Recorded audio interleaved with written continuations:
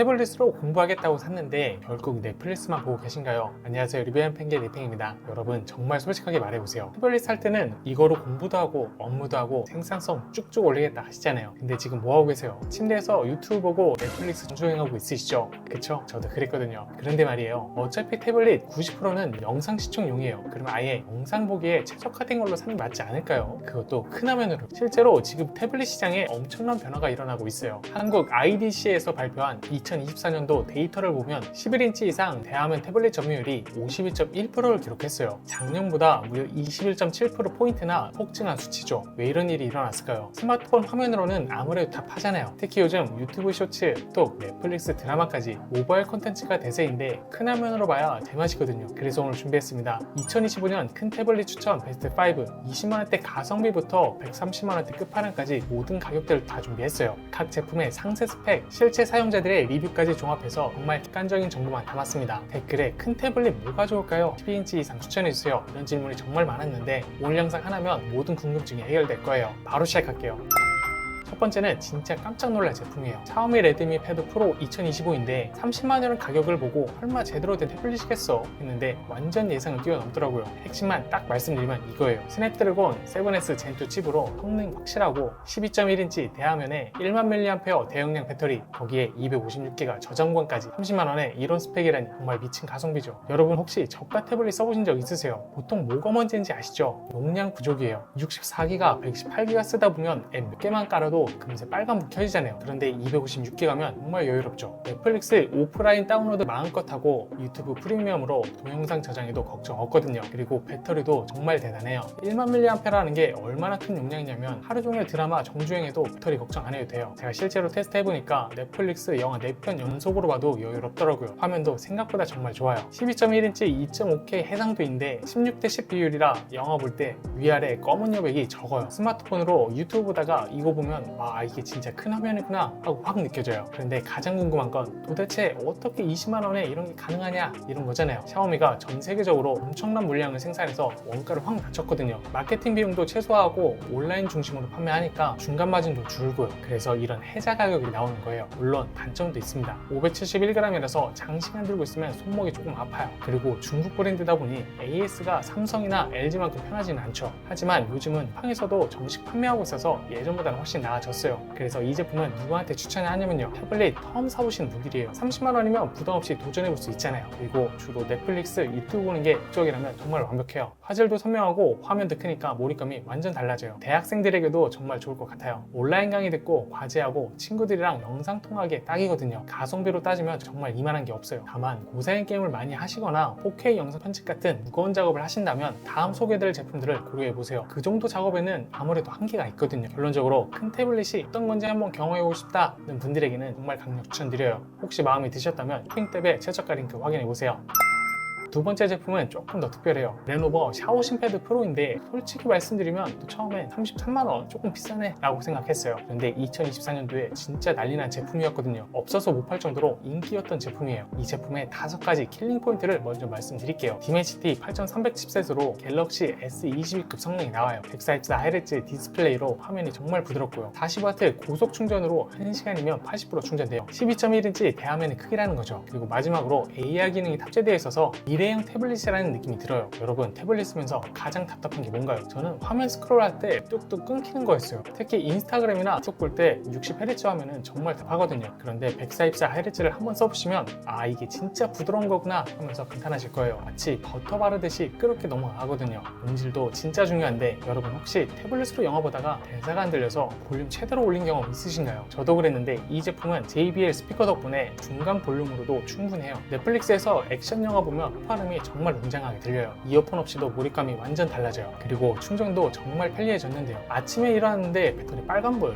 예전엔 충전하면서 기다리느라 짜증냈는데 이제는 샤워하고 밥 먹는 사이에 금세 차거든요. 40W 충전이 이렇게 편할 줄 몰랐어요. 그런데 정말 놀라운 건 AR 기능이에요. 사진에서 배경 지우기, 실시간 번역, 또 추천까지 태블릿이 알아서 다 해줘요. 외국 유튜브 볼 때 자막 없이도 실시간으로 번역해주니까 정말 신기하더라고요. 이런 기능들 때문에 아, 내가 미래에 살고 있구나 싶어요. 솔직히 33만원이라는 가격이 부담 부담스러울 수 있어요. 첫 번째 제품과 3만원 정도 차이니까 굳이 더 내야 하나 고민되실 텐데 저는 이렇게 생각해요. 어차피 태블릿은 몇 년간 쓸 건데 하루에 따지면 100원도 안 되는 차이거든요. 그런데 그 100원으로 64Hz, 좋은 음질, 빠른 충전, AI 기능들을 다 얻을 수 있다면 정말 가성비 아닌가요? 특히 유튜브 쇼츠나 틱톡 많이 보시는 분들은 64Hz는 필수예요. 한번 써보면 60Hz로는 절대 못 돌아가요. 게임 좋아하시는 분들도 마찬가지예요. 세븐나이츠를 큰 화면에서 부드럽게 즐기는 재미는 정말 스마트폰과는 차원이 달라요. 물론 점도 있어요. 615g으로 조금 무겁고 중국 제품이라 설정이 조금 복잡할 수 있어요. 하지만 유튜브에 설정 가이드가 잘 나와 있고 한 번만 설정하면 되니까 크게 문제 없을 것 같아요. 결론적으로 이 제품은 조금 더 나은 태블릿 경험을 하고 싶다라는 분들에게 추천해요.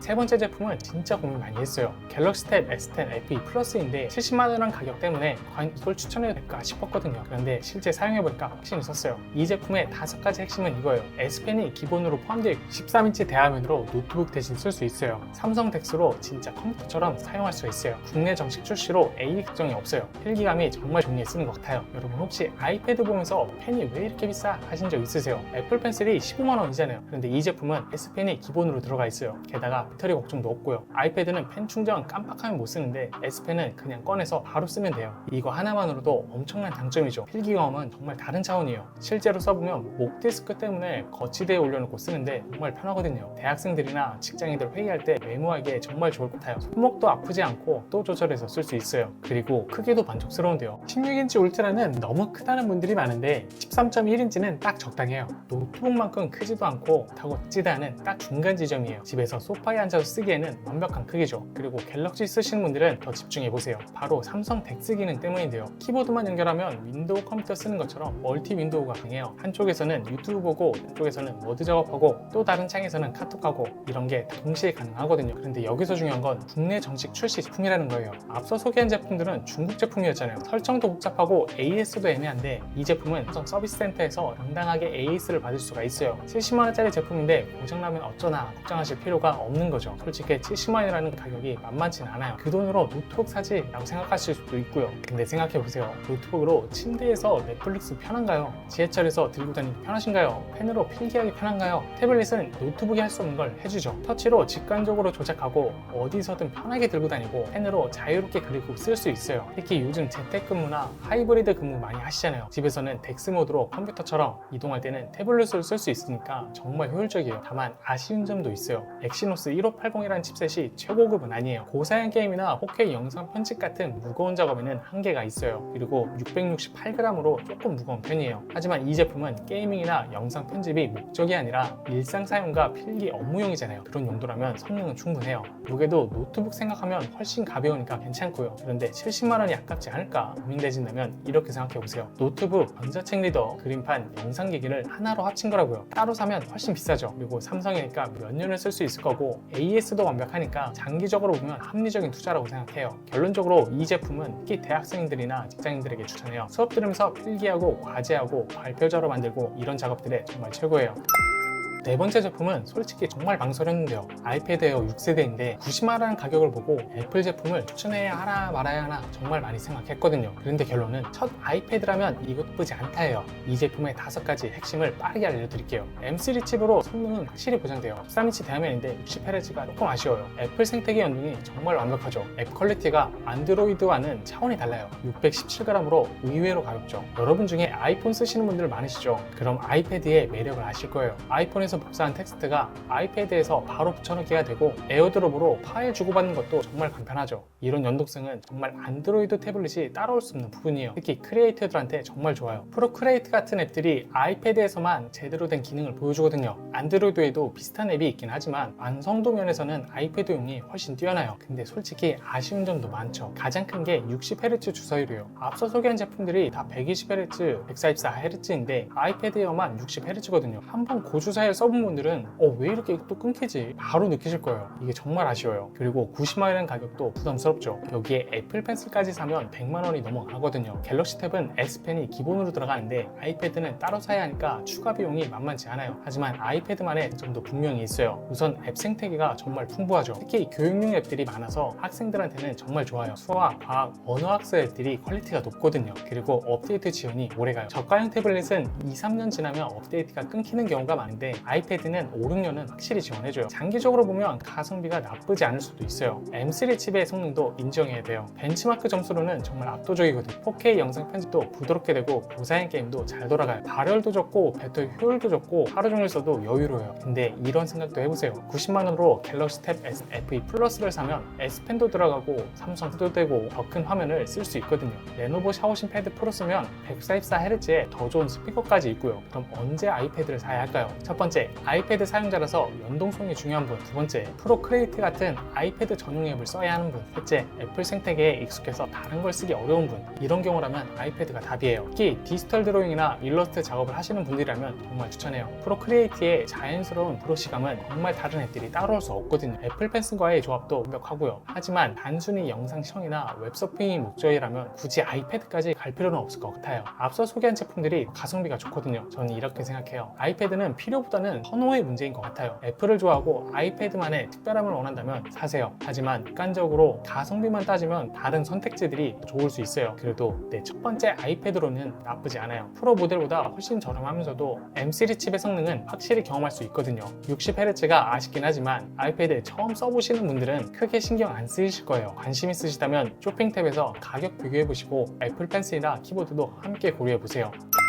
마지막 다섯 번째는 진짜 고민이 많았어요. 갤럭시 탭 S10 울트라 30만원 가격을 보고 이거 누가 사? 라고 생각했거든요. 근데 실제로 써보면 이래서 비싼 거구나 확 느꼈어요. 이 제품의 5가지 압도적인 특징을 말씀드릴게요. 14.6인치 초대형 아몰레드 화면이에요. DMHD 9300 플러스 최고급 칩셋이 들어가 있어요. 12기가 램으로 진짜 컴퓨터급 성능이에요. 736g인데도 생각보다 부분감이 좋아요. 아몰레드 특유의 완벽한 블랙과 색감이 예술이에요. 여러분 스마트폰으로 유튜브 보다가 화면이 너무 작아 하신 적 있죠? 그래서 아이패드나 일반 태블릿 샀는데도 뭔가 아쉬우셨을 거예요. 그런데 14.6인치는 정말 다른 세상이에요. 진짜 작은 TV 보는 느낌이거든요. 특히 아몰레드라는 게 진짜 큰 차이예요. LCD와 비교하면 블랙이 진짜 블랙이죠. 넷플릭스에서 데블스 플랜트 보면 몰입감이 장난 아니에요. 마치 화면이 무한대로 깊어지는 느낌이랄까요. 한번 아몰레드 써보면 LCD로 절대 못 돌아가요. 실제 사용해보신 후기를 보니까 재밌더라고요. 울트라는 너무 크더라. 하지만 큰 화면을 포기 못하면 방추한다. 이렇게 말하시더라고요. 정말 정확한 표현인 것 같아요. 크긴 크죠. 한 손으로 들기는 힘들어요. 하지만 그 크기 때문에 얻는 게 너무 많아요. 침대에서 보는 영상 경험이 완전 바뀌죠. 침대에도용 거치대 달아놓으니 TV에 손이 안 갈 정도였어요. 집에서 메인 영상 기기로 써도 될 정도라는 뜻이죠. 큰 화면일수록 집중도가 더 올라가더라고요. 그리고 성능도 정말 뛰어난데요. DMHD 9300 플러스에 12기가 램이면 거의 게이밍 노트 수준이에요. 세븐나이츠의 리버스 같은 게임도 최고 옵션으로 돌려도 끄떡 없고요. 그리고 이 큰 화면에서 게임하는 맛은 정말 스마트폰과는 차원이 달라요. 영상 편집도 진짜 잘 돼요. 4K 영상 편집이 부드럽게 되니까 유튜버나